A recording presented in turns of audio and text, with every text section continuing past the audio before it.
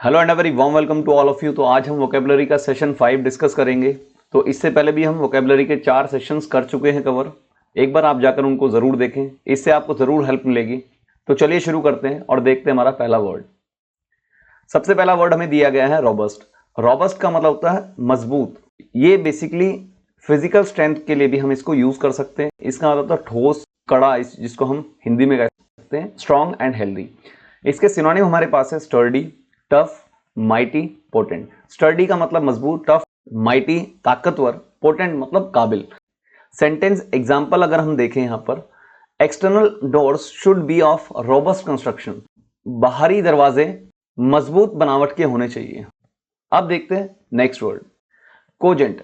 Cogent का मतलब होता है कोई कारण या कोई लॉजिक जो कि बिलीवेबल हो और कन्विंसिंग हो, यानी कि किसी भी बात के पीछे अगर हम कोई रीजन देते हैं तो वह मानने योग्य हो।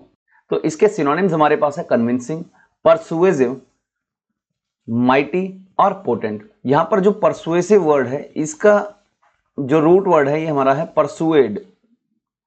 परसुएड का मतलब होता है किसी व्यक्ति को या किसी को भी किसी काम को करने के लिए मनाना। और एक वर्ड और होता है हमारे पास डिसुएड। डिसुएड परसुएड का एंटोनिम है। तो डिसुएड का मतलब होता है किसी भी व्यक्ति को कोई काम ना करने के लिए मनाना। अब इसका सेंटेंस एग्जांपल अगर हम देखें, there are some cogent reasons to replace petrol diesel vehicles with EVs.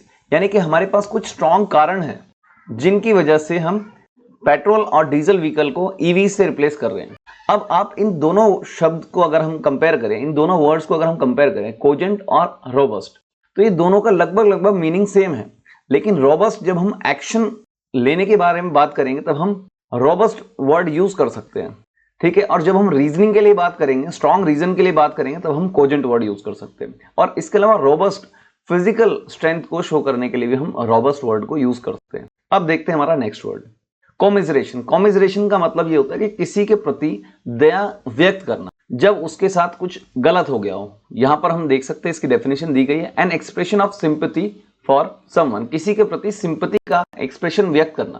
अब देखते हैं हम इसके सिनोनिम्स।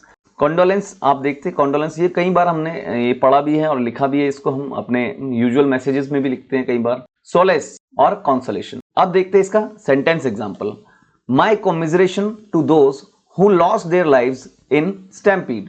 मेरी सांत्वना और सहानुभूति उन लोगों के साथ है जिन्होंने अपनी स्टैम्पीड में जान गंवाई। अब स्टैम्पीड का मतलब होता है भगदड़।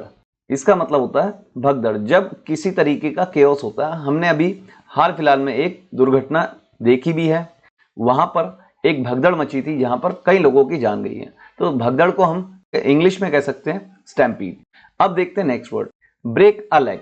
ब्रेक अ लेग ये हमारे पास एक इडियम है। इसका हम कभी लिटरल मीनिंग नहीं लेंगे। ब्रेक अ लेग का अगर हम डायरेक्ट मीनिंग देखें कि टांग तोड़ देना, तो ऐसा नहीं है कि हमने किसी की टांग तोड़नी। अगर आप किसी को ये एक्सप्रेशन बोलते हैं तो ब्रेक अ लेग का मतलब होता है कि हमने किसी को गुड लक विश किया है। और इसके लिए हमारे पास सिनोनिम है गॉड स्पीड और गुड लक। तो गुड लक को इन अदर वर्ड्स हम कह सकते हैं break a leg, go break a leg. अब इसके सेंटेंस एग्जांपल हम देखते हैं, this is what we are preparing for, break a leg everyone. ये वो चीज है जिसके लिए हम तैयारी कर रहे हैं, गुड लक एवरीवन। तो यहां पर इसका एग्जैक्ट मीनिंग आपको यहां से मिल जाएगा। अब एक सेंटेंस और देखते हैं, they bade us God speed on our journey. उन्होंने हमारी जर्नी पर हमें गुड लक विश किया। तो गॉड स्पीड भी एक अच्छा एक्सप्रेशन है, आप इसको भी यूज कर सकते हैं अपनी डे टू डे लाइफ में। अब देखते हैं नेक्स्ट वर्ड, वेले। वेले का मतलब होता है कि जब हम कभी किसी पर आक्रमण करने के लिए छुपकर इंतजार कर रहे हो, जैसे रात में छीना झपटी होती है, पैसे छीनते हैं लोग, तो इसको हम कह सकते हैं wait in hiding to attack. इसका सिनोनिम हमारे पास है एम्बुश, एम्बुस्केड हम इसको कह सकते हैं, और लर्क हम इसको कह सकते हैं। अब इसका हम एक सेंटेंस एग्जांपल देखते हैं, he and his partners like to waylay travellers at night. वो और उसके पार्टनर्स यात्रियों पर रात को छुपकर अटैक करना पसंद करते थे। अब आप मुझे एक वर्ड के बारे में और बताइए कमेंट बॉक्स में, पार्टनर इन क्राइम को हम क्या कहते हैं, ये आप कमेंट बॉक्स में जरूर बताएंगे। मैं वेट करूंगा आपके कमेंट का। अब देखते हैं एक छोटा सा टेस्ट, एक बार आप इस टेस्ट को पॉज करके खुद करने की कोशिश कीजिए, फिर हम इसको डिस्कस करेंगे। अब देखते हैं question number 1, antonym of robust. Robust का मतलब होता है ठोस, मजबूत। इसका हमें उल्टा बताना है। हमारे पास 4 ऑप्शन दिए गए, फीबल, वाइटैलिटी, एम्बुलेटरी और कॉर्डियल।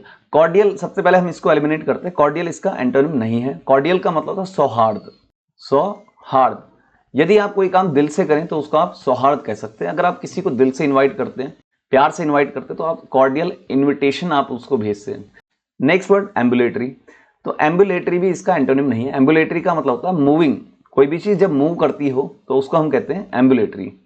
यानी कि एम्बुलेंस वर्ड भी आपने देखा होगा, इसका मतलब भी मूवमेंट से ही रिलेटेड है। अब देखते हैं option B. Option B vitality, इसका मतलब होता है स्ट्रेंथ एंड एनर्जी, तो ये भी इसका एंटोनिम नहीं है। फीबल, फीबल मतलब होता है वीक, कमजोर। इमैक्युएटेड भी आप इसको कह सकते हैं, EMACIATED, इमैक्युएटेड भी आप इसका एक एंटोनिम लगा सकते हैं रोबस्ट का, और इमैक्युएटेड फीबल का सिनोनिम है। तो इस पहले क्वेश्चन का सही जवाब ऑप्शन ए है। अब देखते हैं question number 2, synonym of ambush.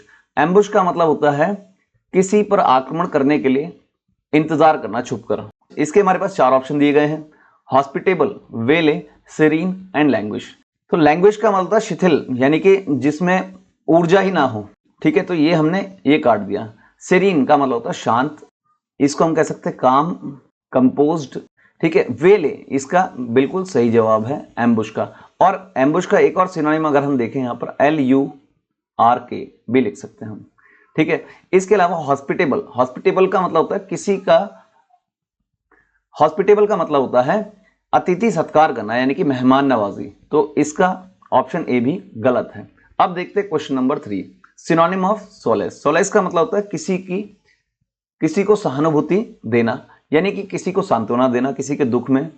तो हमारे पास 4 ऑप्शन दिए गए हैं, पोटेंट, मिटिगेट, जॉन्टी और कॉमिजरेट। देखिए कॉमिजरेट इसका बिल्कुल सही जवाब है। कॉमिजरेट यानी कि किसी के दुख में उसका साथ देना, यानी कि उसको सांत्वना देना, सहानुभूति देना।